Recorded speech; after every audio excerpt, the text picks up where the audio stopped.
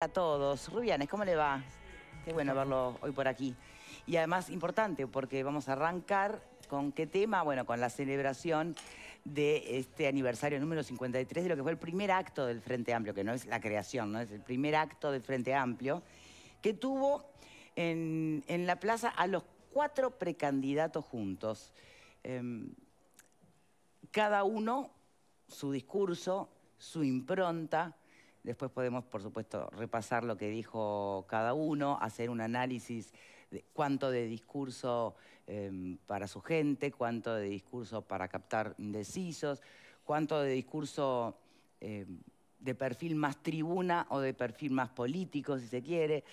No sé, pero son momentos de verdad muy, muy interesantes para quienes estamos metidos en esto y seguimos de cerca a la diaria. Además, un resultado de una nueva encuesta que incluye, ahora sí, porque no estaba la denuncia que se le hiciera a Orsi en las encuestas anteriores, esta sí lo incluye, y no solo no bajó, o sea que el costo político no se advierte por el momento, sino que subió 2 puntos, ¿no?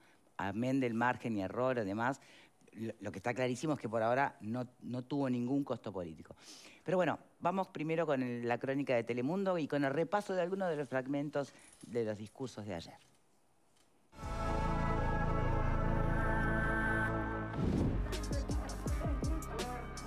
En la plaza frente al Palacio Legislativo, el Frente Amplio recordó aquel 26 de marzo de 1971, cuando en la explanada de la Intendencia hizo su primer acto de masas. El aniversario lo encuentra en plena campaña para las internas y los 4 precandidatos dieron sus mensajes. Mario Vergara afirmó que sigue vigente lo que dijo aquel día Líber Seregni.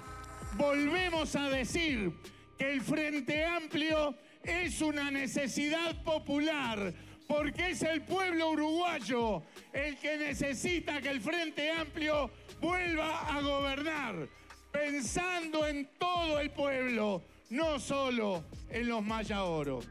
Andrés Lima dijo que el gobierno miente permanentemente y no puede explicar el aumento de personas en situación de calle, la pérdida de salario y de derechos. Llamó a convencer a quienes votaron a otros partidos en el 2019 y dijo que aún hoy los frenteamplistas son perseguidos en el interior del país. Debemos ser un país tolerante y tenemos que respetar las opciones políticas de cada uno, pero no pasa eso. A los frenteamplistas se los persigue, se les cierran puertas, se les cierran oportunidades, pierden trabajos solamente por decir que son frenteamplistas. Yamandu Orsi dijo que Uruguay es ahora un país más chato, que casi no crece económicamente y que crece menos que el resto de la región. Es más chato y más desigual por el aumento de la pobreza, dijo. Y también es un país bastante más inseguro, aseguró el precandidato del Frente Amplio. Más allá de las cifras y de los discursos rimbombantes, tenemos que en estos primeros meses del año, gurises baleados, ya van como 8. O la gente del Pereira te dice cada 15 días llega un niño víctima de una herida de bala. El mundo está comenzando una nueva era, dijo Carolina Cose, y el Uruguay necesita al Frente Amplio para abrirse a esa nueva era. Hay que prepararlo para el cambio permanente y acelerado, porque ya no se puede pensar con cabeza del siglo XX y hay que hacer un futuro que no está escrito. Este año se define ese futuro, dijo Cose, y el país debe decidir a dónde quiere llegar. No nos resignemos a que la realidad tiene que ser así. No te banques la realidad tal como está y como si estuviera escrita en piedra, porque si nos hubiésemos resignado, no tendríamos ni el Sistema Nacional de Salud, ni tendríamos el Plan Ceibal. O sea que sabemos lo que es no resignarse.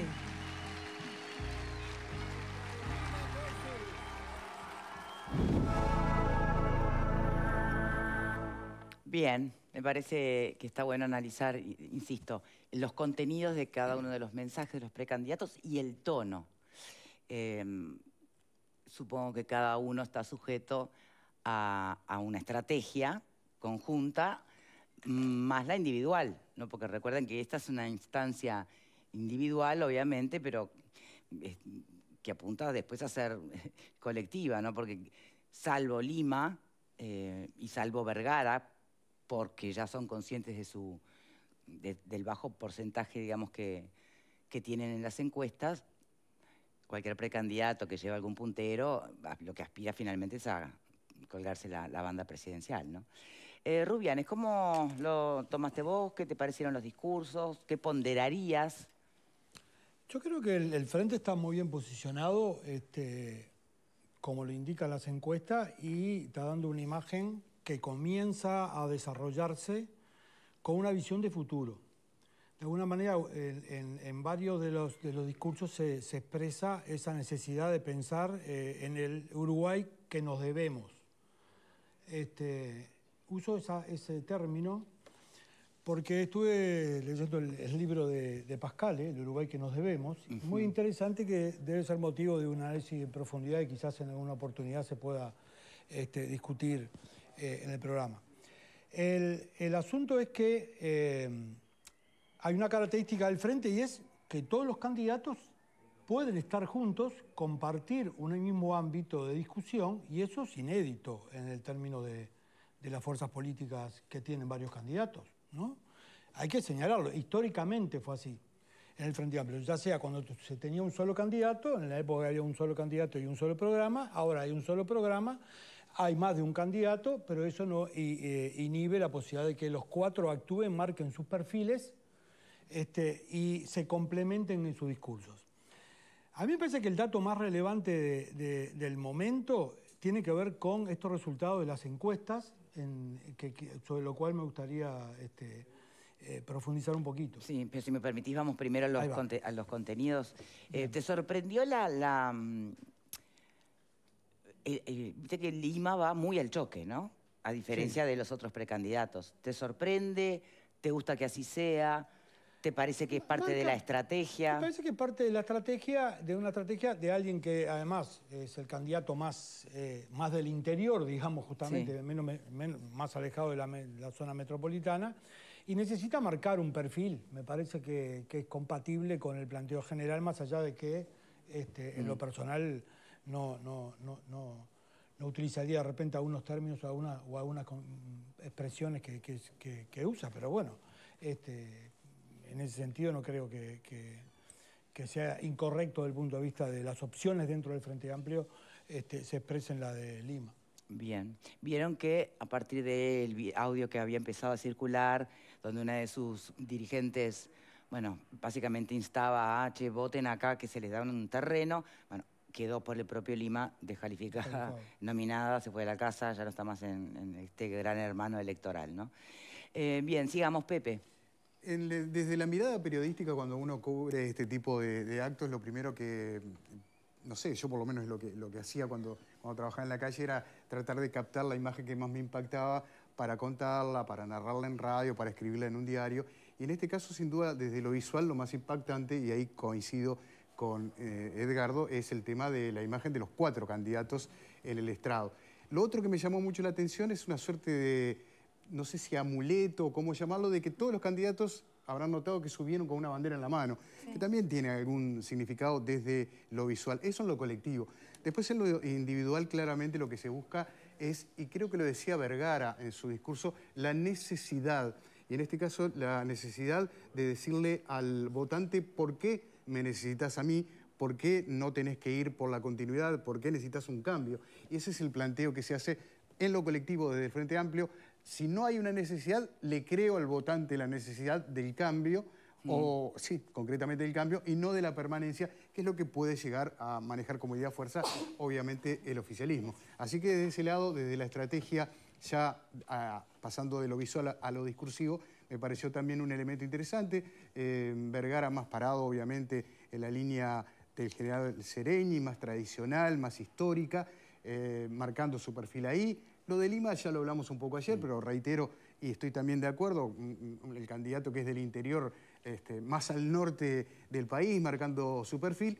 Cose hace un planteo que me resultó también interesante. Antes de llegar a Cose, Orsi, la línea de Orsi, del Uruguay cada vez más chato, ¿se sienten identificados con esa sensación? No, para nada. 0.4 de crecimiento. ¿Se refiere a esa... Bueno, eso es una imagen de chatura en términos económicos que es muy fuerte, porque es como que no está en la discusión. 0.4 de crecimiento del PIB del año 2023. O sea, es una chatura bastante importante, ¿no? Pero perdón, muchas de las divisas que Uruguay no tiene riquezas propias, o sea, no hay petróleo, no hay nada. Muchas de las divisas que Uruguay maneja es el turismo. Y con la situación que teníamos con la Argentina, ese caudal de dinero no entró. Entonces, obviamente, eso puede estar dando cuenta. Ahora, de ahí hablar de chatura y de situación de emergencia, me parece que no pasa por ahí. Digo, creo que hay que ser un poco más honesto en las expresiones. Así como también hablaba Lima del tema de que los frenteamplistas eran perseguidos. A mí me gustaría saber cuántas denuncias de esa persecución hubieron en el Ministerio de Trabajo que respalde esos dichos. O sea, creo que hay que ser un poco cuidadoso y honesto cuando uno manifiesta algunas cosas. Y me parece que hubieron algunas expresiones que no remiten justamente a la honestidad y a la veracidad, que son efectistas. O sea, el Frente Amplio sabe pararse junto y manejar las diferencias a la interna, aspirando a mostrarse como un bloque unido para que la gente lo siga, capitalizando algo que la coalición tiene sus falencias todavía. Pero de ahí a usar argumentos mentirosos, a mí me molesta. Lo del 0,4 no es mentira, es una realidad. No, pero a ver, pero también seamos realistas. La situación que tenía la Argentina de crisis económica repercutió en un país de servicios como es el nuestro. Sí, es verdad. Pero en el año 2009 hubo una crisis internacional que fue más importante o tan importante, la discusión está que la del año 1930, y sin embargo el Uruguay siguió creciendo.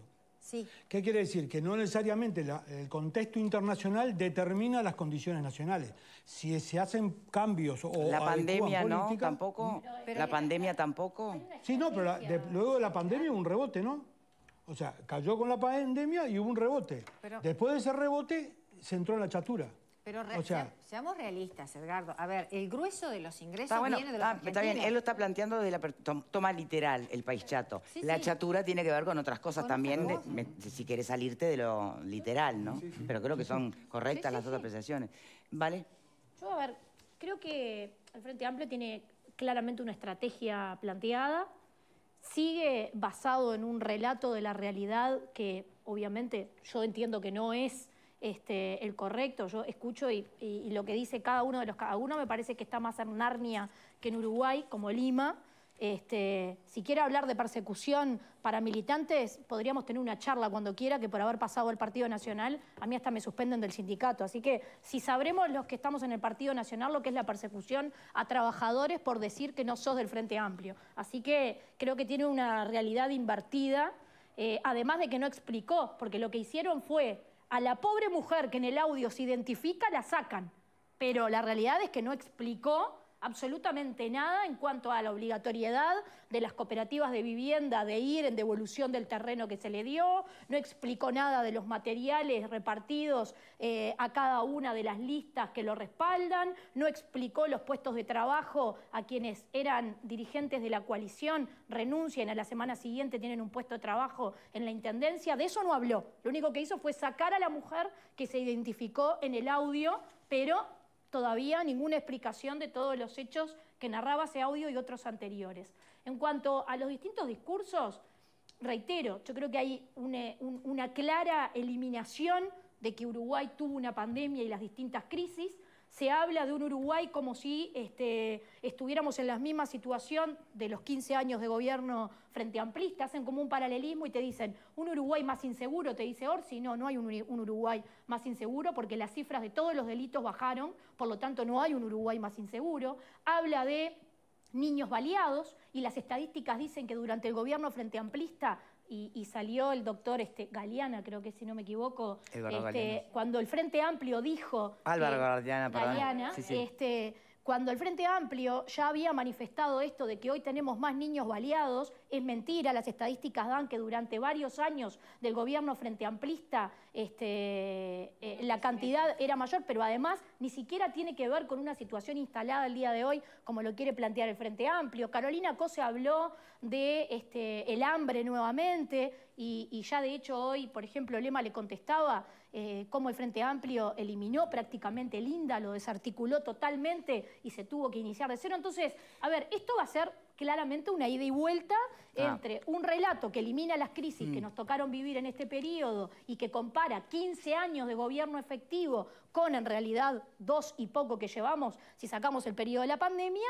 Y bueno, y ahí yo creo que la gente, el votante, más allá de las internas, porque obviamente esto no fue un discurso, no se individualizaron, digamos, los candidatos, sino que fueron como con una estrategia colectiva. En este caso, creo que tenía que ver con... Sí, el mensaje era, hay que arremeter, porque incluso creo que el propio Vergara hablaba de que no era una elección ganada, que el gobierno daba pelea y que había que prepararse para ir de frente. El único que sentí en su discurso, Vergara, que marcó una pequeña diferencia, hablando mucho del seneñismo, o sea, como que esa identificación es como el único, el único que marcó un poco como pensando en una interna. Los demás ya era pensando un discurso pensando en la casi que en el balotaje. Sí, ¿no? sí. Bien, sobre los aspectos que Valeria señala como faltos a la verdad estadísticamente, ¿no? ¿Qué pensás? ¿Crees que es una licencia de los partidos políticos en campaña tergiversar así un poco los datos? Valeria fue dirigente sindical hasta hace unos meses. ¿Cuál fue el discurso que hizo la estructura sindical con respecto a los salarios durante este tiempo? ¿Qué ha planteado las organizaciones sindicales? Y si el Frente Amplio y el PIT-CNT van de la mano, por favor. Lo he dicho estando en el propio PIT-CNT. Y los salarios no se afectaron, ¿Pero te olvidaste de la pandemia? El PIT-CNT acordó con el gobierno, te lo recuerdo. Ese fue el discurso tuyo no fue un cuando era discurso. dirigente sindical. Si me permiten, esperen. Puntualmente me refiero, por ejemplo, a los datos que ella rebate recién. El tema de que es un país más inseguro, el tema del hambre... El hambre es una... las condiciones de hambre lo dicen los datos también del propio MIDES. Yo no sé los datos que dice Valeria ahora. Había más seguridad alimenticia en el gobierno del Frente Amplio donde que yo vivo en Palermo, ¿no? vayan los miércoles a las 8, de 7 a 8 de la noche a la plaza en Durazno, entre Minas y Magallanes, y vean la gente, 70, 80 personas, todos los miércoles y todos los domingos con un tupper a buscar comida. Porque hay una olla popular que sigue siendo, y van a comer ahí. Vayan, ya sea que lleven a su casa o se ponen a comer ahí. Todos los miércoles y los domingos. Eso aparentemente no es una realidad del Uruguay. No es una realidad. ¿No? Está claro que la ¿Es una realidad o no es una realidad? Por ejemplo, al día de hoy sigue manteniendo ollas populares y dándole absolutamente todos los insumos para hacer una competencia con INDA que tiene todos los días alimentos de más de la gente que va a buscar cotidianamente. No sé lo que tiene yo veo. Comedores móviles, volvió a abrir los comedores. Andá durando entre Minas y Magallanes. Pero tú sabías que INDA cerró los comedores durante los periodos del Frente Amplio, que quedaba un solo comedor abierto en Montevideo. Pero hubo otra estrategia y otro tipo de cosas. ¿Cómo cuál? ¿Qué estrategia tuvo el Frente Amplio? Las hay. El MIDES tenía otra forma de resolver los temas de alimentación. ¿Cuál? ¿O no? El gobierno, muy sencillo. Es un tema de porcentaje. Si largaste en el año 2005 con 39-40% de pobreza y terminaste en el 8,8 o 9% en el 2019, algo debe haber pasado en esos 15 años. Sí, crecimiento económico ininterrumpido, mayoría parlamentaria. Podrían haber hecho una revolución en el país y sin embargo no la hicieron. Bien, pero a ver, salgamos de esto porque tampoco es justo preguntar qué se hizo y porque implica un ejercicio de memoria que capaz que en el momento no se tiene. Pero concretamente, viste que ella lo que señala es, hoy el INDA tiene estructura para atender todas esas necesidades. ¿Por qué pensás tú que se mantienen esas ollas? Bueno, supongo que debe haber estudios del propio INDA o de las propias estructuras que hacen del propio MIDES que analice por qué se dan esos fenómenos. Pero el fenómeno existe. Yo digo, y no hay ningún comité base que lo organiza. Sí, que lo organiza ahí. Existía y se comprobó lo que hacían con los alimentos, ¿no? Se comprobó que le daban de comer a la gente. Denuncia a la justicia, se comprobó cómo se malutilizaban. 2 casos en 50 ollas. Todos sabemos lo que pasaba con las ollas, la obligatoriedad de juntar firmas si no te llevaban insumos. Por favor, acá se denunció, un montón de veces tratamos el tema. Uno también instala el relato del hambre. También se instala. Yo instalo el relato de que en Durazno, entre Magallanes y Minas, todos los miércoles y los domingos y los sábados hay gente que va a hacer cola a recibir la comida. Esa gente come ahí. Podría ir perfectamente al comedor o podría ir a un refugio. Claro, Bueno, el Frente Amplio no ha dicho que vivir en la calle es un derecho. Bueno, entonces no debería estar. No nos hagamos así, digamos, trampas. No. Esa es la realidad. Yo entiendo, se entiende perfectamente lo que plantean los dos. Me gustaría ir para otro lado. A ver, Pepe. ¿Qué querés que vaya al análisis de cómo veníamos? No, perdón, tú ya habías hablado en el arranque, ¿no? No, hablé, pero no terminé porque me dijiste que íbamos hasta sí, Orsi. pero hasta Orsi, está. Ahí va. ¿Querés que te diga algo de COSE o...? Espera. Dale, al contenido de COSE. No, lo de COSE también me pareció interesante. Ella habla de una era de cambios. Hace un planteo allí con la posibilidad de modificar también. O sea, va en la misma línea de estamos ante la necesidad de un cambio. No es correcto lo que dije, porque yo dije era de cambio, y creo que ella dijo cambio de era, que no es lo mismo, ¿no? Cambio de era fue lo que dijo literalmente ayer.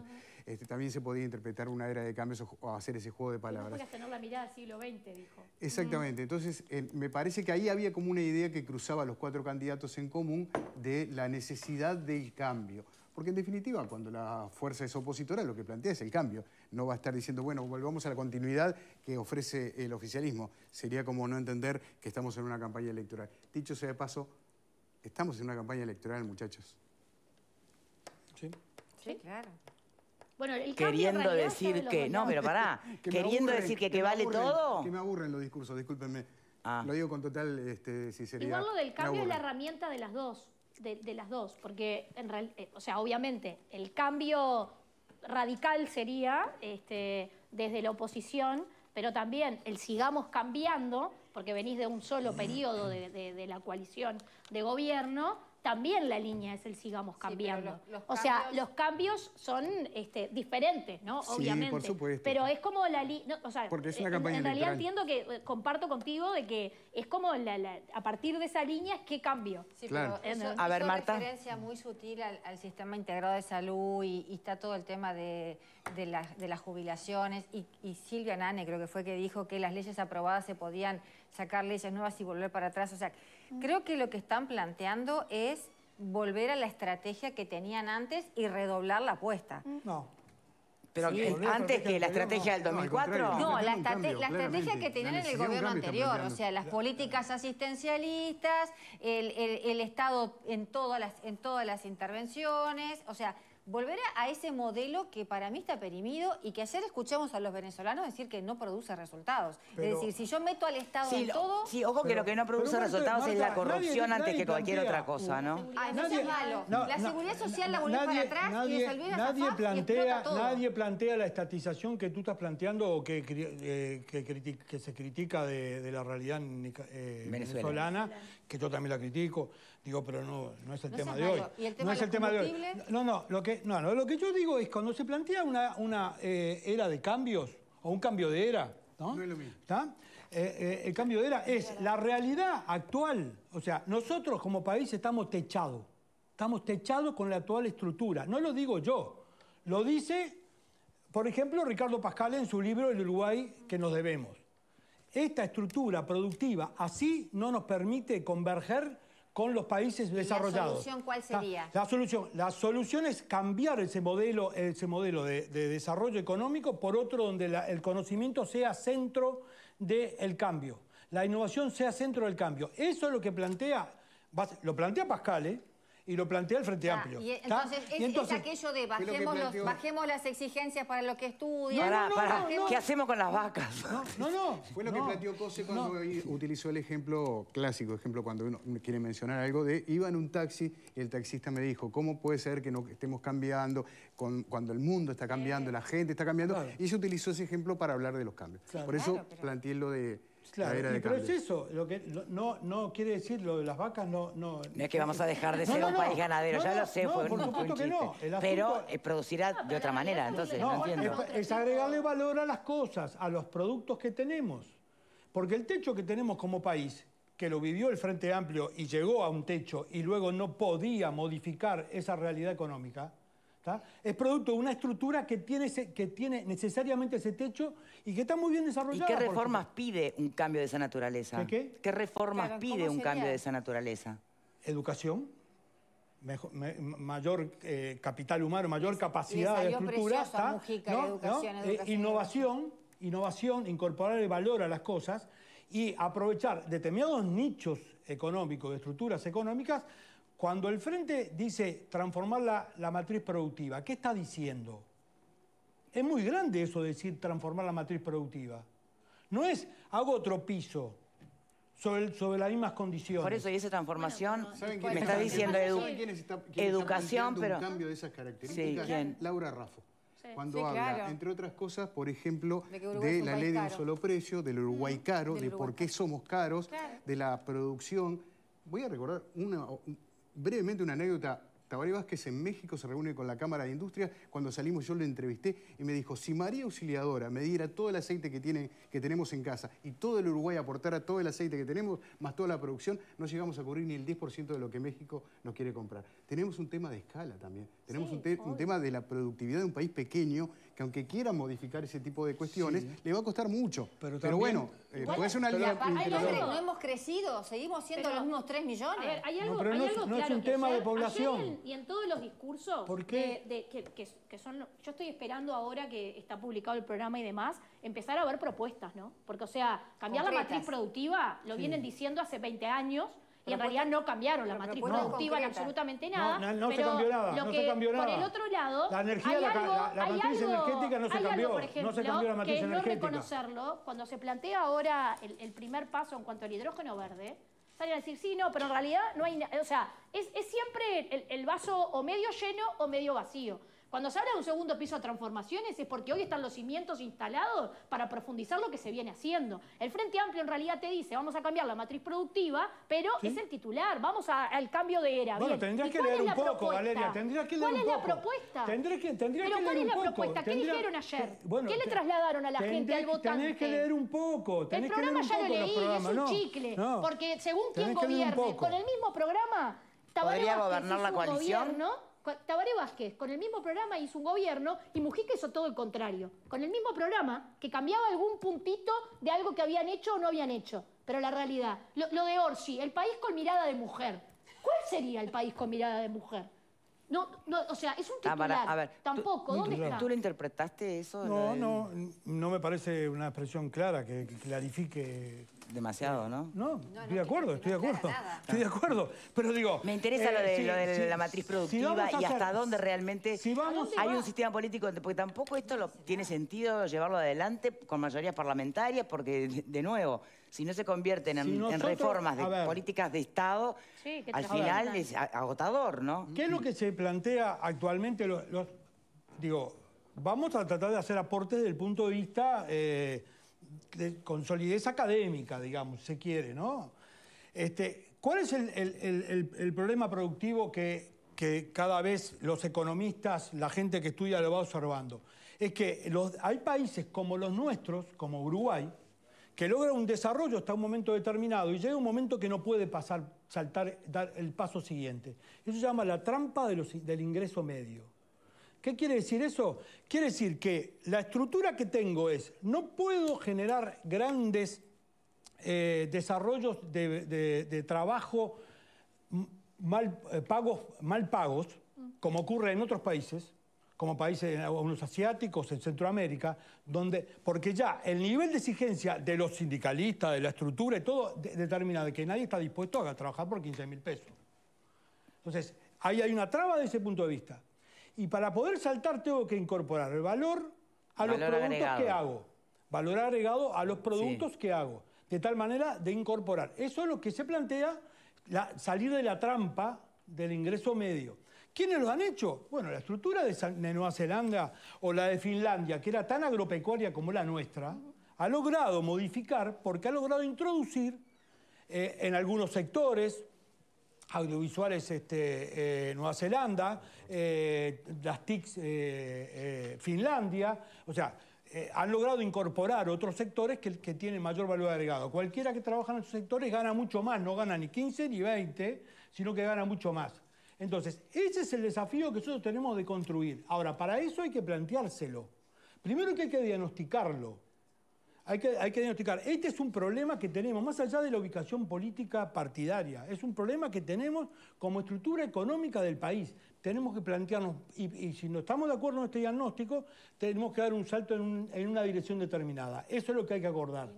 Bueno, tiene que ver con una política de Estado también. ¿No te parece que cuando vos querés emprender algo en Uruguay, la carga tributaria es enorme y desestimula que vos pongas un negocio porque te matan? Y los impuestos que tenés al trabajo como el IRPF... Marta, los impuestos los impuestos de Finlandia y de Nueva Zelanda son más altos que los de Uruguay.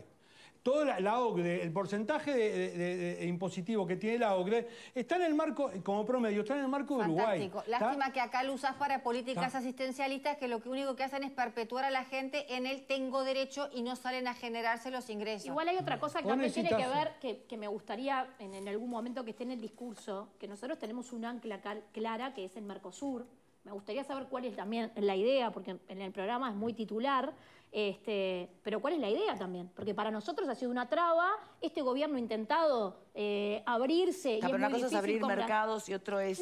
pero tiene que ver... Lo de sumar valor agregado a la industria. No solo, pero tiene que ver en el tema de realmente un desarrollo económico del país. Hay varios puntos que vos tenés que modificar. Y también, ¿qué mercado abrís? ¿Qué le propones a los inversores para que inviertan en tu país? Porque no es solamente la producción darle valor agregado. Si no vienen inversores a nuestro país, también es muy difícil. Entonces, lo que tiene que ver con el hidrógeno verde es muy importante. O sea, sería una apuesta al Uruguay que es trascendente. Pero ¿cómo traes gente si vos lo traes y le decís que el sindicato te tranca con esto, que los impuestos no se Uruguay en ese aspecto es un país atractivo. Pero hay muchos que no prefieren instalarse acá porque saben que van a tener problemas con los impuestos. Mirá que Uruguay en este periodo ha traído muchísima inversión, porque además es un país estable, seguro, y es algo que le reconocen al Uruguay. Argentina va a estar complicada por mucho tiempo. Sí, claro. O sea, un inversor al momento de decidir, obviamente la economía argentina no es la misma que la uruguaya, pero Uruguay es un país atractivo para los inversores. El problema también es que cada vez que nos queremos abrir nuevos mercados o nos queremos cortar por la nuestra, digamos, también es muy difícil, ¿no? O sea, tenemos dos pesos pesados como Brasil y Argentina que son anclas para el Uruguay. El barrio pesa, de eso no cabe ninguna duda. Eso es una realidad. ¿No? Es muy cierto lo que Edgardo plantea con respecto al valor agregado, al cambio de la matriz económica. Yo creo que hay varios en distintos partidos que están apuntando a eso, pero es cierto que el barrio juega. En Finlandia difícilmente se vayan a Suecia a gastar 1.500 millones de dólares como gastaron los uruguayos en Argentina, porque no tienen ese problema desde el punto de vista económico por la estabilidad que tienen sus propios países y la región. Creo que el ejemplo de Nueva Zelanda es interesante de tener bien en cuenta, ¿no? Pero no lo descarto como un tema que pueda cruzar, ojalá que sea, ese y otros temas más que hay en la vuelta, desde la inteligencia artificial o muchos más, que formen parte de la campaña electoral, por favor, así levantamos un poquito más. Para cambiar el debate, obviamente, yo comparto, no hay debate. Bueno, lo que tiene que ver con políticas de Estado es muy difícil instalarlo. Lo único que está todavía al alcance de tener alguna modificación y que sí depende de decisiones que pueda tomar esta administración es lo del dólar, ¿no? Y la ley de financiación de los partidos también estaría buena. Está bueno, pero eso remite a otra cuestión. Sí, está, pero... Hablando yo de lo caro del país, de cómo mejorar competitividad y demás. Bien, entonces, en términos generales ya repasamos a Vergara, Orsi, Cose y Lima. ¿Alguien quiere agregar algo más de lo que fueron los discursos de ayer? ¿No? No, creo que está todo más o menos dicho, ¿no? Bien. Las encuestas. Las encuestas, ahí está. Vamos a repasar las encuestas de cifra, que vamos a concentrarnos en realidad en las que tienen la pregunta guiada, no la espontánea, ¿no? Claro. Y ahí, yo no sé si las tenemos en pantalla, ¿las vamos a ver en pantalla? Bueno, no, me estarían... Ahí está. Ahí está, ahí la tienen en pantalla. En realidad, Orsi, que era el resultado que tal vez podía haberse esperado con mayor expectativa, no solo no bajó el porcentaje de quienes dicen firmemente que van a ir a votar, sino que lo subió 2 puntos. Bueno, y Carolina Cose viene firme por allí. ¿Qué interpretaciones haces, Pepe? 49-38, ¿no? 49 Orsi, 38 Cose. Hay un dato llamativo y es que Cose se mantiene, igual que el anterior. Orsi aumenta 2 puntos, pero baja 1 punto cada uno Lima y Vergara. No sé si ese es un traslado directo de estos 2 puntos que aumenta Orsi, pero justamente se da esa situación. O sea que creo que el crecimiento de Orsi puede estar asociado a la baja, ya porque se va polarizando cada vez más la elección, de los otros dos candidatos con menores posibilidades. Marta. Yo en realidad el otro día le decía a Alfredo, ¿no?, que la gente que iba a votar a Orsi no le movía la aguja la denuncia. Y prueba de ello es esto, o sea, el que adhiere a la postura de Orsi, el que lo hayan denunciado, más allá de lo que vaya a pasar, no le afectó para nada. Entonces no me llama la atención el resultado de estas encuestas. ¿Tenías miedo que bajara su inclinación de votación? Honestamente, me parecía que podía tener un cierto impacto al interior del frente, no al frente. ¿Qué quiere decir? Claro, o sea, el frente, tenemos que decir que este es en el marco de 46% que cifra determina que el 46% de los uruguayos están dispuestos, si las elecciones fueran este domingo, a votar al Frente Amplio.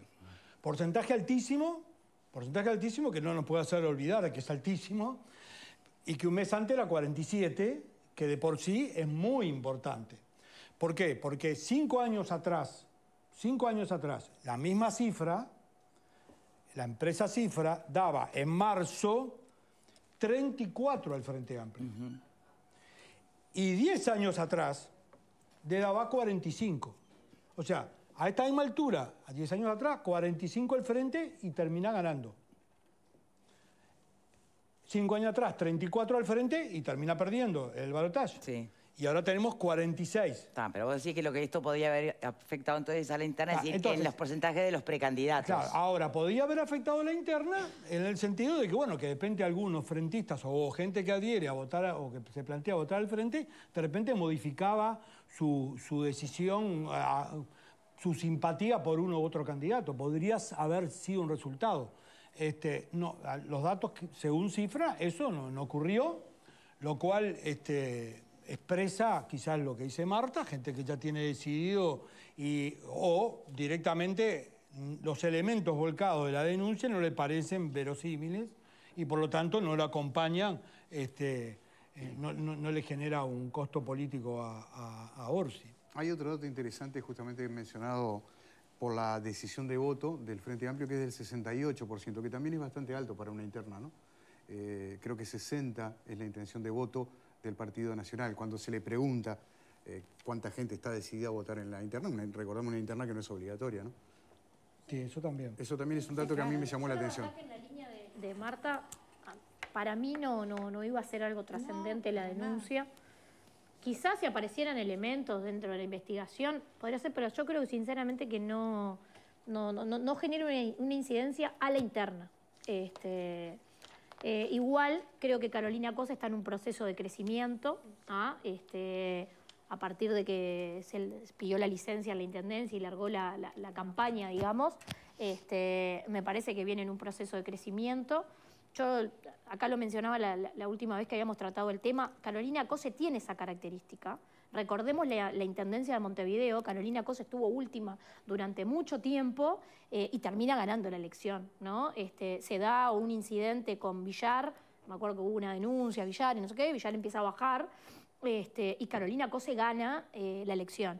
Entonces, yo creo que de las internas más disputadas es obviamente la del Frente Amplio y todavía creo que Carolina Cose tiene tiempo como para poder alcanzar a Orsi, porque es de ese trabajo de hormiga y es algo que la caracteriza en las campañas electorales. Entonces, sí, también habría que hacer un paréntesis para advertir, bueno, qué tanto hubo de mérito, siempre trascendiendo puntualmente la de la Intendencia, pero tomándola como ejemplo, cuánto hubo de meritorio del precandidato y cuánto hay de que va último o segundo y cuánto hay de errores propios del favorito, ¿no?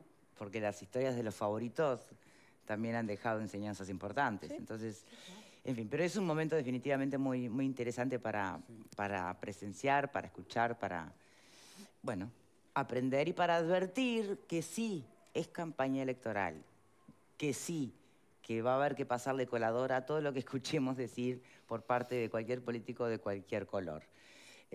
No con esto digo que se mienta, digo que se habla a tribunas y eso ya cambia desde el contenido al tono, y que debiéramos haber aprendido, pero como total, ¿para qué? Porque siempre va a ser lo mismo. Entonces, insisto, es un periodo en el que hay que afinar, realmente afinar el espíritu crítico, ¿no? Y hacerse preguntas. Una cosa porque hablamos del Frente y no hablamos del Partido Nacional, del Partido Colorado, digamos. Bueno, hoy porque como justo hablamos del acto de ayer, por eso podríamos seguir analizando las demás encuestas, los demás partidos, si querés. Porque la encuesta esa, el Partido Nacional habla de un descenso que me llamó la atención de Delgado, importante, como del 10 puntos, que me llamó la atención, digamos, de que se expresara esa opinión. Y ahí los márgenes de error son bajos. Porque, y un crecimiento de Sartori es más, ¿vos lo viste en campaña? Salvo por el último, por el videoclip ese con la inteligencia artificial. ¿Paga también esos videitos de inteligencia artificial? Igual Sartori ha estado porque siempre subió, ¿viste? Subió. Sí. Sartori ha estado siempre. También ha aparecido públicamente proyecto de ley, algún proyecto de ley que ha presentado, que lo ha llevado a salir un poco ahí públicamente. Tenés la placa del Partido Nacional. Sí, no, yo estoy ampliamente sorprendida, porque ves una candidatura como la de Gandini, instalada en campaña. Trancada en ese 5, ¿no? Que está como ahí, que no se mueve demasiado. ¿En cuánto está? Perdón que no... Sí, creo que tiene 5, si no me equivoco, Gandini. 5. Pero, o sea... Aparte de que ha planteado temas, ¿no? Militares sí en la calle, claro, ¿no? O por sea, eso que ha estado en el debate. Es un candidato que va con propuesta. Y ves a un Sartori que está instalado ahí, que tiene más de un 10%, que, no sé, para mí es como un fenómeno, ¿no? O sea, realmente, digo... Interesante para analizar. Claro, es un ¿Vos fenómeno. qué pensás de un Sartori? No tengo idea. La verdad que no logro interpretar por qué se da esa situación. Puedo interpretar por qué el 5% de Gandini no aumenta, porque a mí me parece que es contradictorio su discurso que trata de reivindicar el wilsonismo con alguna de las propuestas que hace, de distintos tipos, que me parecen contradictorias, ¿no? O sea, se chocan esa reivindicación con las propuestas concretas. Sí. Es una valoración mía. Bueno, pero viste que las contradicciones son extrañas, porque vos tenés en el Frente Amplio un Vergara reivindicando el serenismo, y Sereni tuvo que renunciar. Porque dejó de ser, de representar en la mayoría del Frente Amplio. Sí. Entonces, digo... Pero sigue siendo la imagen del estratega, porque yo digo, tuvo que renunciar, pero si uno lo mira en perspectiva... Sí, por más que se le atribuya toda la grandeza del caso, que nadie se la quita, en un Frente Amplio que ya no estaba respondiendo a los lineamientos de Sereni. No entendió, es una cosa que no está discutida, pero digo, en realidad tenía razón el viejo cuando dijo sí al balotaje. ¿No fue eso lo que garantizó que el Frente lograra llegar al gobierno con un porcentaje y con mayoría parlamentaria que le pudiera llevar adelante el programa? ¿Qué hubiera pasado si hubiera ganado con el 40% cuando en el 99 después perdió balotaje con Valle, pero que hubiera tenido el 40% parlamentario? Es todo, es una cosa que no... ¿No se ha dado a la interna? Yo no he escuchado una valoración de ese tipo que puede decir, bueno, pero en realidad el viejo tenía razón, tenía una mirada estratégica, capaz que de visualizar que era preferible no ganar las elecciones siguientes con el 40% y sí tener una instancia donde ganando con el balotaje se garantizara poder llevar adelante el programa. Independientemente de lo que se pueda decir, si estoy de acuerdo o no con el programa, pero eso garantiza la viabilidad del programa. Bien, ¿del Partido Nacional? No, me quedé pensando en Sartori, esto en particular, el sistema político uruguayo, que el outsider que tenemos sigue siendo, después que pasan los años, sigue siendo igual y todavía no sabemos bien por dónde viene la mano.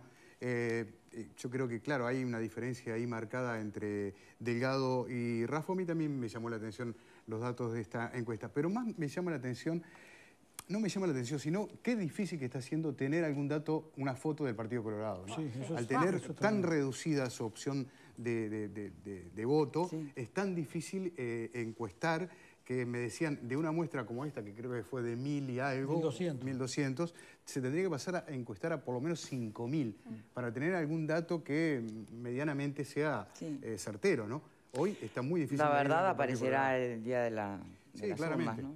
Ni siquiera las internas, estoy hablando para hacer un conteo real de qué fuerza está teniendo el partido dentro del sistema. Es que hay como dos candidatos que son, de forma un poco más recurrente, los más mencionados, que son Ojeda y Y Robert Silva. Y Robert Sí, Robert Pero eso por la Silva. propaganda Sí. que tiene. Sí, Pero igual sigue ojo, siendo porque en las Calvi, espontáneas sigue siendo Bordaberry, Calvi, entonces, Bordaberry, ¿viste? Sanguinetti aparece también. Sí. Eso Sí, no pero es eso auspicioso. por la propaganda, digo. Mi hijo está mirando los dibujitos y las cosas y le aparece Ojeda.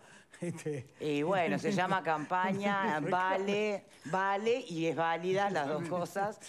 Marta. Me quedé pensando en Sartori, es una figura que es como un enigma, porque en realidad vos hablabas de proyectos de ley. Yo creo que el proyecto más rimbombante que tuvo fue el de las colillas de cigarrillo y no sé qué pasó con él. El de la anestesia para embarazadas. Epidural.